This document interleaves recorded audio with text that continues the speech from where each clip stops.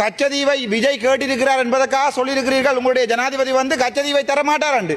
நாங்க சொல்லுறோம் கச்சதீவை மட்டுமில்ல யாழ்ப்பாணத்தையுமே தமிழகத்துக்கு கொடுக்க சொல்லி தமிழக மக்கள் எங்களை பாதுகாத்துக் கொள்வார்கள். ஆகவே எங்களுடைய தமிழ் மக்களுடைய இதயத்தை கவர்ந்த தமிழ்நாட்டு முதலமைச்சர் விஜய் அவர்களுக்கு இலங்கை தமிழன் அடக்கப்பட்ட தமிழன் என்ற ஒரு தமிழ் குரலாக பாராட்டுகளை தெரிவித்துக் கொண்டு முக்கியமாக கதைக்க வேண்டிய விடயம் இந்த மின்சார தடை.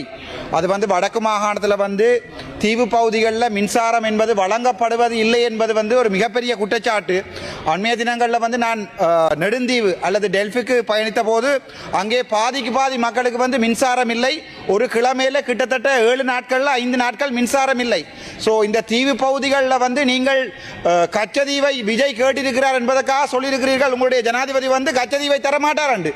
நாங்கள் சொல்லுறோம் கச்சதீவை மட்டுமில்ல யாழ்ப்பாணத்தையுமே தமிழகத்துக்கு கொடுக்க சொல்லி தமிழக மக்கள் எங்களை பாதுகாத்துக் கொள்வார்கள். ஆகவே எப்போது எங்களுக்கு தீவு பகுதிகளுக்கு மின்சாரம்